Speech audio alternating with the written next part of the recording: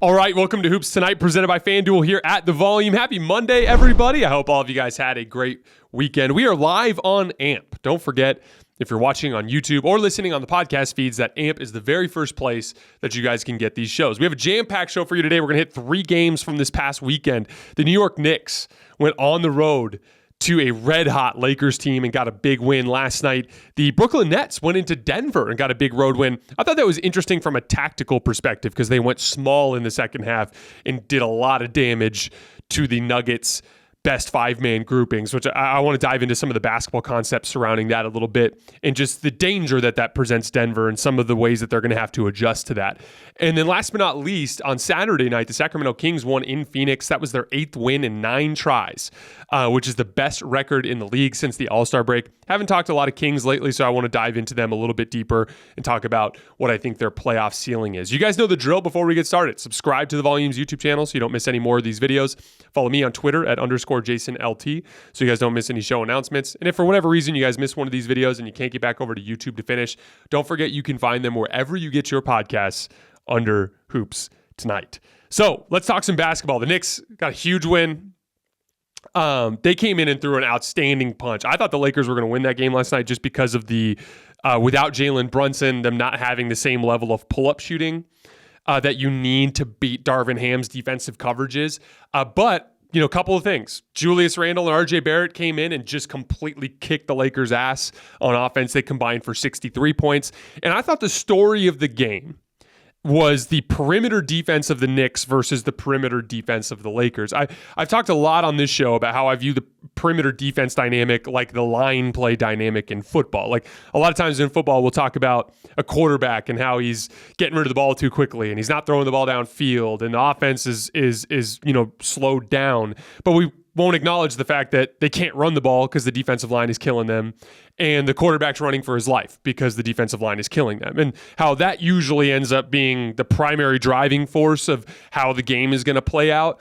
And we just as fans focus on the skill players because that's just the easy way to direct our attention, and we forget some of those details that are taking place. And basketball, the same thing happens all the time. You know, we'll be like, oh man, he missed that shot. This guy missed that shot. Or, oh man, this star is settling for this jumper, settling for that jumper. And we don't acknowledge the fact that like so many things about shot quality in the NBA come down to dribble penetration. Are your guards getting downhill? Because if they're getting downhill, you're drawing in help defenders. If you're drawing in help defenders, the defense is in rotation. If the defense is in rotation, then your offensive players are attacking with an advantage. And if they're attacking with an advantage, they're going to get higher quality shots. It's really that simple. And if you contain the basketball, suddenly those downhill opportunities aren't there. You're not engaging help defenders, so no one's open. And since no one's open, the guy with the basketball ends up taking and settling for extremely difficult pull-up jump shots. That's what that dynamic looks like. And way too often we ignore that dynamic. And, you know, the Knicks have some really good perimeter defensive players. The Jalen Brunson out, Emmanuel quickly sliding into that starting point guard role. He's an outstanding perimeter defender. You know, RJ Barrett, who's been an inconsistent offensive player in his career, is a good defensive player. Miles McBride, he's a little bit undersized, but he's super quick, has quick hands, is aggressive on the basketball, has got a good like stout low center of gravity and is strong, so he's a good point of attack defender. And then one of the more bizarre trades of this trade deadline, the Knicks going after Josh Hart, which was kind of like an all-in type of move that none of us saw coming. Josh Hart is one of the better perimeter defenders in the entire game of basketball because he can do what those guards do, and he can switch onto bigger wings and contain them on the perimeter. Not that he needed to do that last night against the Lakers much, although he had some battles with Rui Hachimura. But that specific core for the Knicks put the Lakers guards in hell all night long. And the Laker guards are somewhat limited, even with D'Angelo Russell. With LeBron James being out and with Anthony Davis, as great as he is, and he had a rough game last night. We'll talk about that in a little bit. But like as great as he is, he's not a guy that's that can break you down with a live dribble from the perimeter. I mean, he was struggling beating Isaiah Hartenstein off the dribble last night, right? So all of a sudden you're looking at the guard core as the primary offensive decision makers for the Lakers. And, D'Angelo Russell is is a very good guard in this league, but he's not a top tier guard. And then all the other guys like Dennis Schroeder and Austin Reeves and Malik Beasley, like those are role player guards in this league. And so if you defend at an extremely high level on the perimeter, you can give the Laker offense a lot of problems. And they did. Any lineup, they played three of those four guys for a good chunk of that game. Any lineup that had RJ Barrett, Josh Hart, Miles McBride, and Isaiah Hartenstein, regardless of who the fifth man was plus 15 in 12 minutes because of RJ Barrett, Josh Hart, and Miles McBride and the job they were doing on the perimeter, and Isaiah Hartenstein containing Anthony freaking Davis. I thought that was the difference in the game. There were a lot of wild swings, right? Like Julius Randle was red hot in the first half, and D'Angelo Russell was red hot in the first half, and there were these random swings there. RJ Barrett kind of took over in the second half. But the primary driving force of the dynamic of that game and the way that the Knicks stayed in control for the most part was that perimeter defense and the fact that the Laker guards could not keep RJ Barrett out of the lane, could not keep Emmanuel Quickley out of the lane. While on the other end of the floor, they were forcing D'Angelo Russell into pull-up jump shots. They were forcing Dennis Schroeder into pull-up jump shots. The only guy that was really getting some dribble penetration was Austin Reeves, but even him, he struggled a little bit. He had 3 uncharacteristic turnovers, trying to throw cross-court passes over the Knicks' length. That perimeter defense dynamic is what swung that game. Kind of looking at the Knicks a little bit in the big picture, I think their defense is for real. When you combine what Mitchell Robinson kind of provides as an option in the front line, Isaiah Hartenstein is kind of a different type of option. And when you look at what they have on the perimeter defensively, their defense is for real. Everything for them comes down to shot creation, as I've talked about many times on this show. You know, obviously when they're healthy, it's Julius Randle and Jalen Brunson, but Emmanuel Quickley and RJ Barrett in these recent weeks have done a pretty good job stepping into that role and providing that little bit of offensive punch to give them a fighting chance in these games. I consider the Knicks to be their future to be entirely tied to their half-court shot creation. I think they're going to be able to fight in these rock fights with some of these other teams in the Eastern Conference. I know they're going to be able to get enough stops. It's when they face a team like the Celtics, when they face a team like the Bucks, when they really lock down defensively, whether it's the Bucks funneling everybody to Brook Lopez in the paint, or it's the Celtics and them having all the great perimeter defenders that they have, regardless of which one of those teams it is, they're going to need to be able to get baskets consistently in the slowdown environment against those teams, and that comes entirely down to their shot creation. If they play the way they've been playing in the last month, they've got a chance. If they don't, they're going to get beat. That's really what it comes down to. On the Laker front, obviously it's a disappointing loss because Laker fans and myself as someone who's been rooting for the Lakers, obviously you want to win that game. You're at home. It's the Knicks without Jalen Brunson. You've got an opportunity in the standings, so it's frustrating. But it was a weird night. Like, yes, the Knicks deserve a ton of credit, but there were a lot of Lakers that just had uncharacteristically bad nights. Like Anthony Davis, 17 points on 18 shots, wasn't nearly as impactful defensively around the rim as you would expect. And on offense, he really struggled with Isaiah Hartenstein. And I don't really think that's going to happen much in the future. Like, that's a kind of a bizarre circumstance there. Troy Brown Jr., he came in shooting 45% from 3 on 4 attempts per game in his last 17 games. He was 0 for 7 last night, and a lot of them were wide open looks. That's pretty unusual. Malik Beasley is shooting 32.6% from 3 since coming to the Lakers on 92 attempts. There's got to be some positive regression there coming, and there's a separate conversation to have about whether Darvin Ham needs to cut his minutes a little bit, because when he's not making shots, he's just not nearly the same defensive player as the other Laker guards. Jared Vanderbilt. That was the first time I've seen him really struggle with a defensive matchup since he came to the Lakers. Really struggled with Julius Randle in the first half. I do want to say, though, that I thought that the whistle played a little bit of a factor. Julius Randle picked up I think he shot 8 free throws in the first quarter. He picked up a couple of specific ticky-tack fouls in the first quarter that I thought really kind of disrupted the rhythm of the game and got Julius Randle into rhythm. There was one where he kind of dropped his shoulder and just went to the left on Jared Vanderbilt, and Jared Vanderbilt took the contact in the middle of the chest and he got a foul. Didn't like that call. There was like a pump fake jumper in the lane in the first quarter that I didn't think was a foul. I think that one was on Rui Hachimura, though. But that I do think that it was telling that in that specific matchup, again, Jared Vanderbilt's giving up some weight there, some size and strength to Julius Randle. He did struggle a little bit there. But what I will say, though, is LeBron solves a lot of those problems.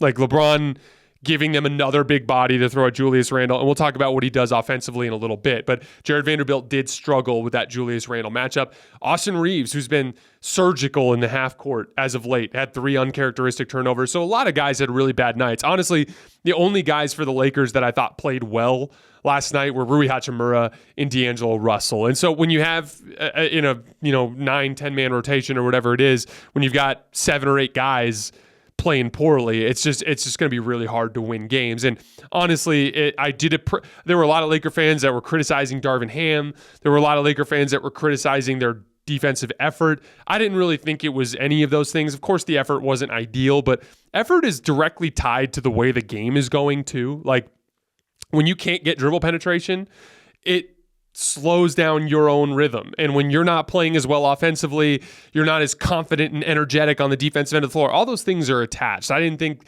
last night had much to do with Darvin Ham at all. There were a couple nitpicky things here or there rotation-wise, or I didn't like when they went zone when Julius Randle was off the floor, but those are just nitpicky things. I think Darvin Ham's done a really good job, and that's not why they lost this game. The Knicks locked down all of the Laker guards. A lot of Lakers played poorly, and the Lakers' best player just didn't play well. If Anthony Davis goes out there and gives you 30 and 17, you win that game. That's just a fact. And so a lot of things just didn't go well. I don't want to overthink it. I will say, though, like looking at the Lakers glass, I want to take a little bit of a zoom out look at the Lakers from a glass half full perspective and a glass half empty perspective. So glass half full, obviously, AD plays a bad game. He plays better. You win. He even said so after the game. He's like, we lost. That one's on me. I didn't play well. Specifically, some of the role player struggles were fluky, right? Like Troy Brown Jr. going 0 for 7. That's not going to happen often. Malik Beasley is going to be due for some positive regression. And then lastly, LeBron being out. We just talked about how that might have helped as just another body to throw at Julius Randle. But on the offensive end of the floor, when you have, like, why were the Knicks able to play 3 players 6'5" and smaller on the perimeter defensively? Why? Well, the reason why is because the Lakers didn't have a real rim pressuring forward to attack those smaller guards. Like they went to Rui Hachimura in the post a few times, and he had a couple tough step backs and fadeaways, but that's not a thing that you're going to be able to run an entire offense around. And obviously Jared Vanderbilt is not an offensive weapon, and Anthony Davis was matched up with a center all game. So like if your guards can't get dribble penetration and Anthony Davis can't create with a live dribble from the perimeter, all of a sudden that rim pressuring forward becomes an absolutely vital position. And what ends up happening there is the way I talked about how you need to get the Knicks in rotation, right? So you can get them flying around and get higher quality shots. The only way you're doing that is throwing the ball to LeBron James and having him initiate stuff from the perimeter where even if they do contain him, he can pass over the top, or he can back dudes down in the post to draw that help defender to then get the defense in rotation. Like LeBron fixes almost all of the problems that affected the Lakers last night. That's the glass half full way of looking at it. The glass half empty way is the Laker perimeter defense is not going to be fantastic. Like they'll have lineups that'll be good, like Dennis Schroeder and Austin Reeves. That's a good defensive backcourt that can hold their own. But offensively, that's not enough. I think they're going to probably end up going down in big games with D'Angelo Russell at the point and with Austin Reeves at the 2. Austin Reeves, solid perimeter defender. D'Angelo Russell, not so much, right? So, like, perimeter defense is going to be an issue for the Lakers. But that said, they have an awesome backline defensively. Between Jared Vanderbilt and LeBron James and Anthony Davis, when they're healthy, they're going to be okay there. They just can't afford, like Anthony Davis had a bad defensive game last night too. If Anthony Davis has a bad defensive game alongside poor perimeter defense, it's just going to go poorly. But I do believe the Laker defense is going to be able to get a lot of stops when Anthony Davis is locked in, even with some limited perimeter defense, as we've literally seen in their defensive rating since the trade deadline. They've been able to get a lot of stops, but it's something to keep an eye on. And then lastly, the Lakers shot creation without LeBron. This is just the reality. I have said many times over the course of the last couple of weeks that the Lakers will struggle to consistently beat good teams until they have LeBron James back. And the main reason why is, like, They didn't have much of a chance at all without D'Angelo Russell. Now with D'Angelo Russell, they have a pretty decent chance in a lot of these battles, but they're not going to consistently win night in, night out against good teams until they get LeBron. And it's really this simple. Anthony Davis cannot create offense with a live dribble from the perimeter. He needs to be set up. He needs to be tossed the ball on the block and provided the spacing to operate, and he needs to be a play finisher in pick and roll or working on the offensive glass. That's the only way he can really impact a game offensively. He is not a consistent spot-up threat from the three-point line, and he's not going to stare you in the face and break you down off the dribble. That's the biggest difference between guys like him and Giannis, for instance, right? Like that's going to be your fundamental difference there. I mean, even Joel Embiid, throwing him the ball at the high post, he just has a whole other level that he can go to as an offensive initiator than a guy like Anthony Davis can. So that brings you to the guard core. And again, D'Angelo Russell, Austin Reeves, Dennis Schroeder, Malik Beasley, they're fine. That's a perfectly fine guard core when you've got LeBron James and Anthony Davis. But when LeBron is out, that group has a certain ceiling to them. They'll win. I think they'll go about 50-50 against good teams, and then they'll have a really good chance to win all the games against the bad teams. But until LeBron comes back, there's a certain ceiling to the way you can expect the Lakers to perform on the offensive end of the floor, especially when they run into teams with really good perimeter defenders. I don't think it's a coincidence that they lost to Minnesota the other night with Jaden McDaniels and Anthony Edwards, and I don't think it's a coincidence they lost last night to that Knicks defensive group that is so good. So they need LeBron back, and they're going to need to kind of figure out how to address their perimeter defense concerns. I think the easy solution there is make sure you always have one of Austin Reeves or Dennis Schroeder out there in the big moments of the games, at the end of games, which the easy solution there is you just go to Austin Reeves next to D'Angelo Russell. I think that's the direction they'll end up going. All right, let's move on to Nets Nuggets. So the Nets won this game 122-120. The Nuggets were in pretty solid control. I think they were up 77-71 at one point in the third quarter. They were really cooking the Nets with Jokic on the floor, especially in the first half. I think he was like a plus 20 in the first half of this game. But Jokic picks up a foul on Claxton, gets him into foul trouble, and Jacques Vaughn audibles and goes small, right?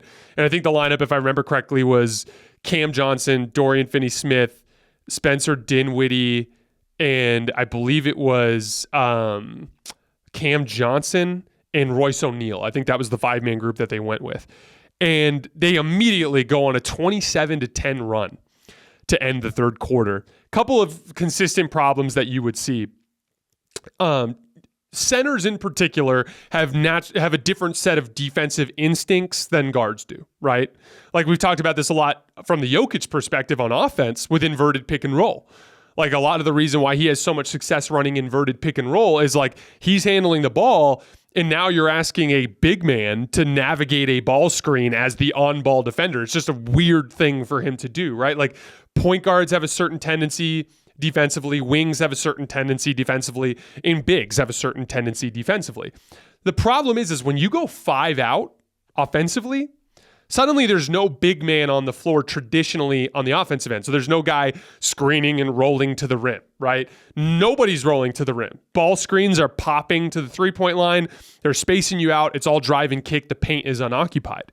And so one of the problems that big guys have in 5-out situations defensively is they default back to their natural big guy defensive principles when that's not going to work because there's no big on the floor offensively. So a couple of consistent problems were hurting the Nuggets in this game. First of all, Spencer Dinwiddie kept getting Jokic on switches. And Jokic actually was doing okay against Spencer Dinwiddie. Now, it's Spencer Dinwiddie. If you get to a late round of a playoff series, it's not going to be Spencer Dinwiddie. It's going to be someone like a Steph Curry. It's going to be someone like a De'Aaron Fox, right? Like it's going to be a much better guard that's going to be on Jokic in those situations. But so let's look at it from this perspective. Denver was overhelping, right? Like they were sending doubles to help Jokic every time he got switched onto Spencer Dinwiddie, which was getting Brooklyn some open shots. And like, yeah, part of you as a Nuggets fan, like a lot of Nuggets fans were like, why were they doubling? Like, I will live with Spencer Dinwiddie ISOing Nikola Jokic all game long. Yeah, I agree with you. And it was a bad decision in this particular game. But that specific concept will happen in the late rounds of the postseason when it's not Spencer Dinwiddie, it's a much better guard. that is attacking Jokic in those switches. And then the second thing that was happening a lot is they would put Jokic in ball screens, and Jokic was guarding them the way a big man normally would in a ball screen, right? Like he would kind of do a catch hedge, which is, he basically is kind of like sort of in a high drop where he's containing the ball handler, but he's still kind of backpedaling and dropping back. And the Denver guards were chasing over the top, and they were leaving shooters open on those pick and pops because, again, that big man's not rolling to the rim. It's a guard that's relocating to the three-point line, and all 5 players in that Nets lineup could shoot. So they were relentlessly attacking Jokic. Some of it was decision-making, right? Like, if I was Denver, I would have just switched all those screens and been like, try to ISO Jokic all game long. Be my guest, right? But that's not what happened. And they were really struggling because their defense was playing back to those 4-out, 1-in principles despite them being in a 5-out situation. So that was the offensive side of the 27-10 run. On the defensive end of the floor, Dorian Finney-Smith did a really nice job fronting Jokic in the post. And then the Nets were swarming around Jokic every time he catch the ball with doubles and then rotating out of it extremely well. That is a very good defensive group. Royce O'Neal, excellent defensive player. Mikal Bridges, excellent defensive player. Cam Johnson is okay. Spencer Dinwiddie's actually been pretty good. They've got good defense. Dorian Finney-Smith, excellent defensive player. They're all really good defensive players, all really good athletes. So they can really fly around on the perimeter in those rotations. And they some of it was shot selection. Jamal Murray responded to the fronting of Jokic and the bracketing of Jokic by just jacking up a bunch of bad shots. That obviously is less than ideal. But they really struggled to score, and that was kind of the genesis of the 27-10 run. And I want to be clear, it wasn't just Jokic. They were, like, Mikal Bridges was going right at Jamal Murray a lot on the offensive end of the floor. Again, Denver's got entry points. It's going to be a lot of Jamal Murray. It's going to be a lot of Jokic having to guard on the ball when they get into the postseason. Then we get to the end of the game because Jokic comes back into the game in the middle of the fourth quarter and sends the Nuggets on a run. And they get it back to, I think it was 116-115. So it was a winnable game. But when they got it to 116-115, Nikola Jokic made 2 back-to-back defensive mistakes that cost them the game. The first one was, both of them were Spencer Dinwiddie pick and rolls with Nikola Jokic's man, which I believe is Dorian Finney-Smith. On the first one, Jokic comes up and sets the ball, Finney-Smith comes up and sets the ball screen, and Dinwiddie just comes off the ball screen and turns the corner on Jokic, actually beats him off the dribble, which is something that's going to happen. And he makes a kick-out pass to the left wing, and what happens? After he makes the kick-out pass to the left wing, Spencer Dinwiddie kind of relocates to the short corner on the left side. And I can't remember who it was that had the ball, but they were being guarded by Christian Braun, and they drive towards the middle. And in the process, when they're driving towards the middle, Christian Braun kind of has it contained, right? But Jokic is a big man. And you know what big men are used to doing? They're used to guarding big men. And so they're used to lingering around the basket, and they're used to helping on drives. And so Jokic left Spencer Dinwiddie, just left him, to go help Christian Braun on a drive that he didn't really need help with because that's his natural defensive instinct. Christian Braun made the nice little drop-off pass to Spencer Dinwiddie in the short corner, wide open little 16-foot jump shot, and he knocked it down. That was defensive mistake number 1. The Nuggets actually go down and score. I think Jokic gets like an offensive rebound put back on like a missed hook shot or something. They come back down, they run the exact same action. And on this play, Jokic takes a little bit more of an aggressive angle and has Spencer Dinwiddie contained, but it's the same coverage. And Kentavious Caldwell-Pope is chasing over the top of the screen and is staying with Spencer Dinwiddie. So they're running basically like a high drop or a catch hedge on Dinwiddie and leaving Dorian Finney-Smith wide open on the right wing. Dinwiddie just does a spin back pivot, throws the pass at Dorian Finney-Smith. He knocks down the 3. The Nets are up 4 with less than a minute left, and the game is over. And so again, like even though they had some success there in the middle of the fourth quarter, Jokic was on the floor for that entire 27-10 run, and he made the 2 biggest defensive mistakes down the stretch of that game simply because they went to a 5-out offense for Brooklyn, and Denver was kind of falling back on their natural 4-out, 1-in defensive instincts. This is why I talk about this so much. You can put forth the facsimile of a decent defense in the NBA regular season. The Nuggets are 16th in defensive rating this season. That's not awful. Like, it's bottom half, but it's not awful, right? And they're only a few points away from being 12th or 11th or whatever, right? So it's not like they're a bad defense in the regular season. But the way that they've been a decent defense in the regular season is they've found ways to keep Jokic around the rim and to cover for him in space, and it hasn't been as much of an issue. But when you get to the postseason, it becomes a little bit more of a chess match, and there are specific ways to attack the Nuggets. It's going to take certain types of teams. It's going to take a team that has the necessary perimeter talent to punish them, right? Like, I don't think the Memphis Grizzlies are going to be able to punish Nikola Jokic in the half court offensively. That's like, if they catch the right matchups, it might not even matter.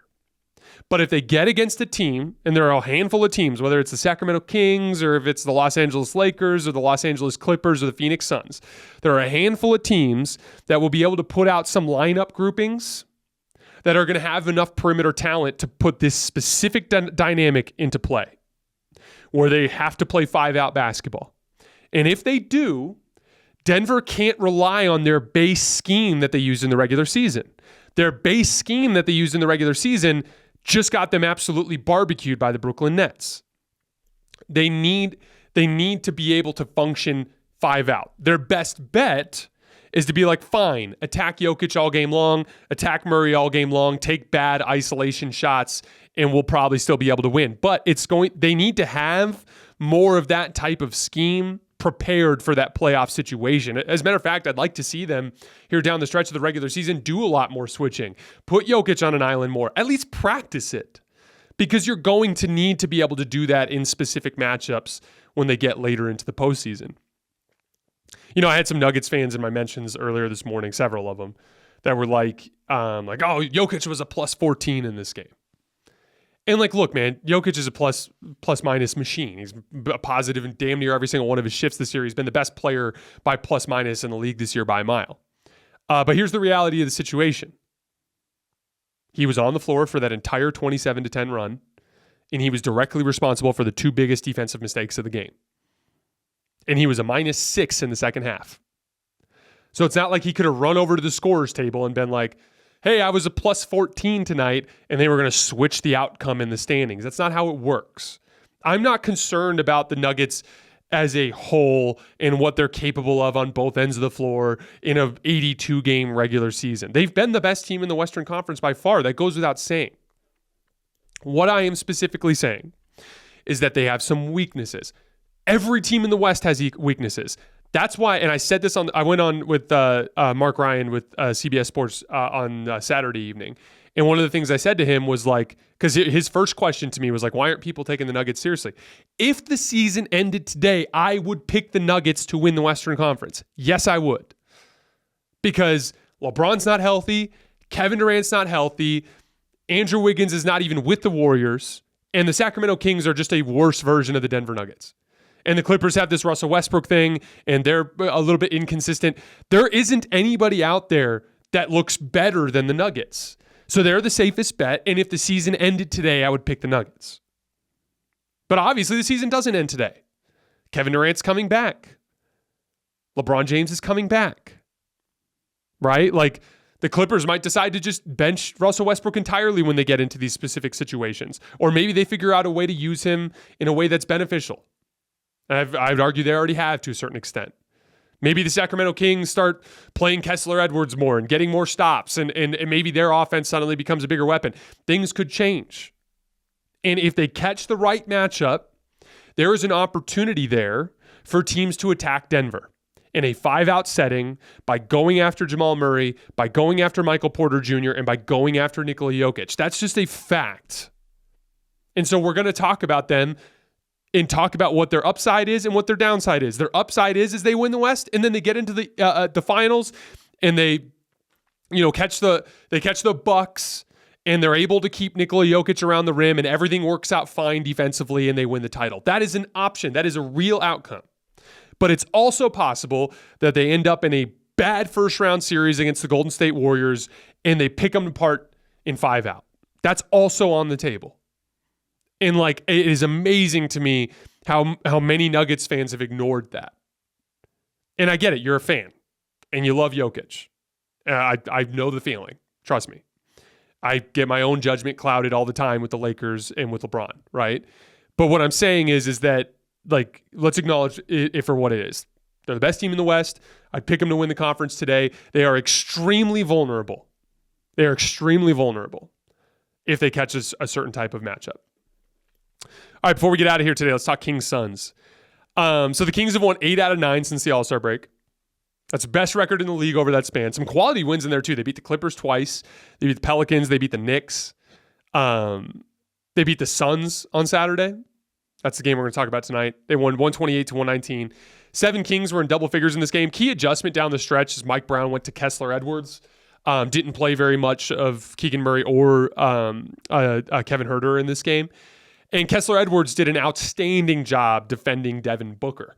And I think he made 2 or 3 threes in the game as well. So he was functional enough offensively to not hurt them and was a much, much better defensive player than Huerter or Keegan Murray, right?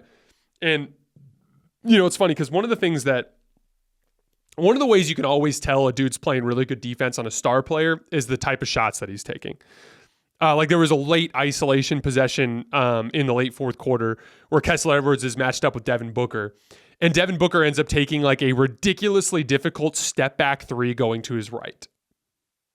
And that's always the thing you can keep an eye on when you can tell when a guy's got a really good matchup versus a guy who's doing a really good job defensively. I'll give you an example. Later, I can't remember if it was earlier or later in the game, but in the same crunch time period, there was a play where De'Aaron Fox got switched onto Torrey Craig. And Torrey Craig has no hope in hell at guarding De'Aaron Fox. And De'Aaron hit him with a left to right crossover and got 10 feet of separation and rose up and knocked down the shot. It was a straight up and down, wide open 17-footer because he was able to get a ton of separation. With Kessler Edwards and Devin Booker couldn't get separation from him. And so he had to take an extremely difficult, nearly impossible stepping, fading jumper to his right from 3, right? That's kind of the way that dynamic looks for me. But shout out to Kessler Edwards. He hasn't played a ton since coming over, but he did a really good job, and he was one of the big reasons why the Kings won this game. Knocked down the biggest shot of the game, too, a kick-out pass off of a double team in the right corner. We'll talk about that in just a minute. One of the things that stood out to me from the Suns' perspective in this game is just without Kevin Durant, how poor they look at the forward position. Big shock. I mean, when you trade all your forwards to get the best forward, maybe, depending on who you ask. When you trade all of your forwards to get the best forward, and then the best forward doesn't play, then suddenly you're playing all your bench forwards, right? So there was a steady diet of Torrey Craig and Ish Wainwright and Josh Okogie and some Terrence Ross down the stretch of this game. And Terrence Ross couldn't stay on the floor because he couldn't defend. And then the Kings just weren't even guarding the other 3 guys. Ish Wainwright, Josh Okogie, and Torrey Craig were wide open pretty much the entire fourth quarter. They were loading up on the Booker and Paul actions. And those guys got great looks and they just couldn't make them. Those 4 guys combined to go 2 for 10 from the field in the fourth quarter.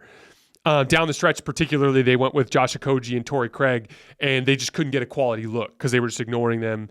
I think Josh Okogie missed a corner 3. I think Torrey Craig missed a corner 3 just in those last few possessions. It was bad. So, KD coming back obviously helps that. And I always look at it as the kind of the aggregate ball handling of the group. I talk about this with the Lakers a lot. Jared Vanderbilt is a real problem offensively, right? But if he's alongside Anthony Davis, LeBron James, Austin Reeves, and D'Angelo Russell, there's so much offensive skill around him that it'll be fine. And that's kind of the way I look at it from the Suns' perspective.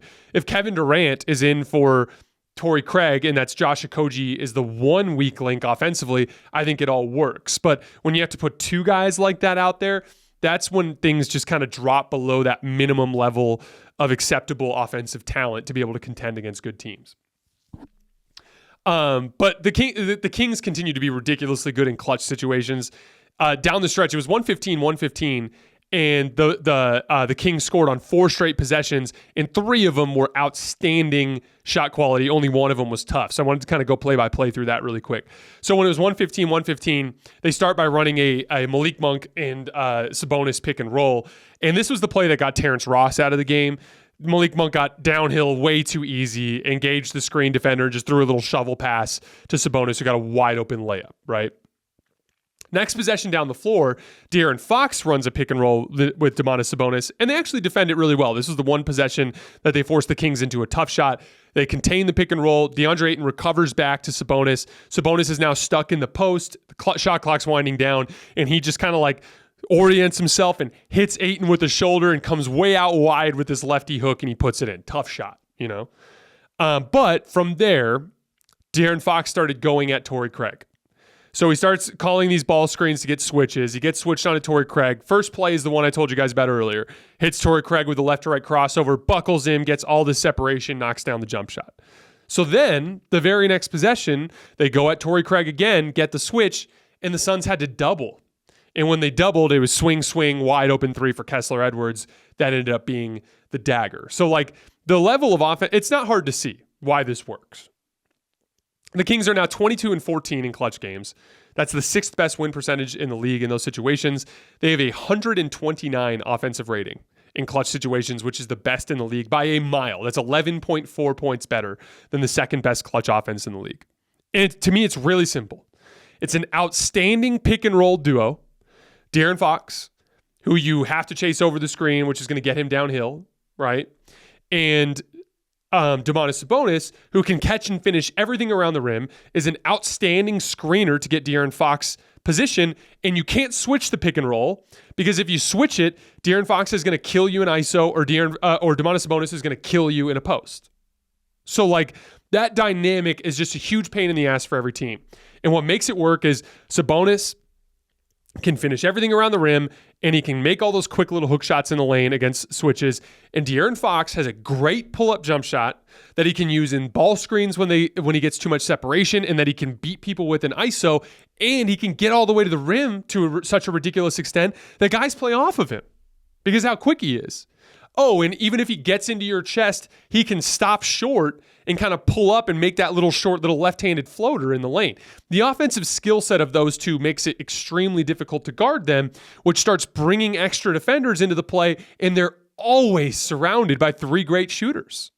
Whether it's Harrison Barnes or whether it's Kevin Huerter, or today or last night it was, Kessler Edwards. Like regardless of who it ends up being, they went with a lot of Malik Monk in the clutch situations this year. Malik Monk is obviously a dead-eye shooter, can also run a little second side action if De'Aaron Fox gives the ball up.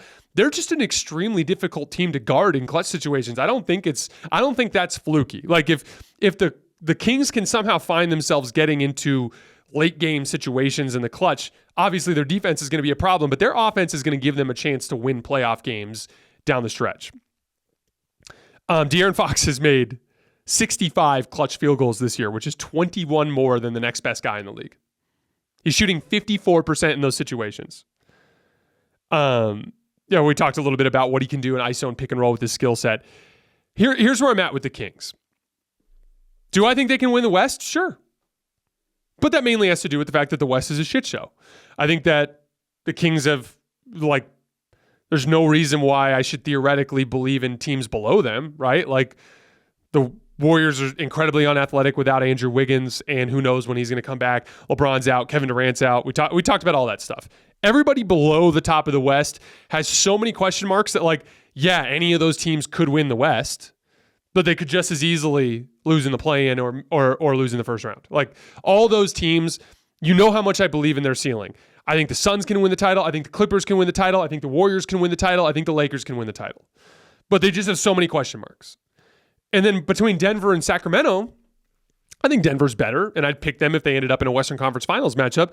But Sacramento presents some of those specific issues we talked about earlier with Denver in 5-out situations with a much better guard initiating things in De'Aaron Fox. So they have a puncher's chance to win that series. And then, in the finals, it gets extremely tough because now, I think they would have almost a 0% chance of beating Boston or Milwaukee. So I kind of put their ceiling at, can they win the West? Yes. Can they win the finals? No. And the real thing that's holding them back, once again, continues to be the defense. Even in this 8-1 stretch post All-Star break, they are 27th in defensive rating. They haven't had a single encouraging stretch of defense during the season. Their best defensive month was December. They were 14th. But they've been in the bottom half of the league every other month. In 4 of the 6 seasons this month, or months this season, they've been in the bottom 10 in defensive rating. It really comes down to front court. I actually think the guards have done a decent job. You've seen a little bit of Terrence Davis. You've seen a little bit of Davion Mitchell. De'Aaron Fox is playing really good defensively as of late. Their guards are competing, but it comes down to that same concept that I've talked about forever. Look back at NBA history from now every year back. Who is the defensive front court? Last year, Draymond Green, one of the best defensive players of all time, with Kevon Looney, a good defensive front court player. Year before, Giannis and Brook Lopez, arguably the best defensive front court to ever win a championship, right? Depending on who you ask. LeBron and Anthony Davis in 2020. Kawhi Leonard and Serge Ibaka in 2019. The Warriors again in 2018 and 2017, except for now it's Draymond and Kevin Durant. LeBron James and Tristan Thompson in 2016. Back when LeBron was an otherworldly defensive player. Draymond Green again in 2015. Tim Duncan in 2014. Bosh and LeBron in 2013. Bosh and LeBron in 2012. Sean Marion and Tyson Chandler in 2011. Bynum Gasol. Kevin Garnett. Tim Duncan. We can go on forever. You're not winning a championship in the NBA unless you have an outstanding defensive front court. And the Kings, it's Harrison Barnes and Domantas Sabonis. So that's ultimately what's holding them back. In the NBA, your forwards are what contain pick and roll actions. They're what help around the rim. And then when the defense gets in rotation, they have to be able to cover ground and drive and kick basketball. You can't win unless you have excellent players in those positions. That's what's holding them back. So I've enjoyed watching the Kings. We're going to cover them very closely. Kings fans, we will cover every single playoff game for the Kings this year. We'll do film deep dives. We'll do instant reactions. I'm curious. If you're a Kings fan, put it in the comments. Do you think they can win the title with the Harrison Barnes, Domantas Sabonis front court defensively? Do you think they can? And let's be honest and let's have a conversation about it. All right, guys, that's all I have for tonight. As always, I sincerely appreciate your support. Rest of the schedule for this week, daytime shows, Tuesday, Wednesday, and Thursday. Taking Friday off. Probably going to have a video Saturday night after Warriors-Grizzlies, and then taking Sunday off before we go into next week. As always, I sincerely appreciate you guys, and I will see you tomorrow morning.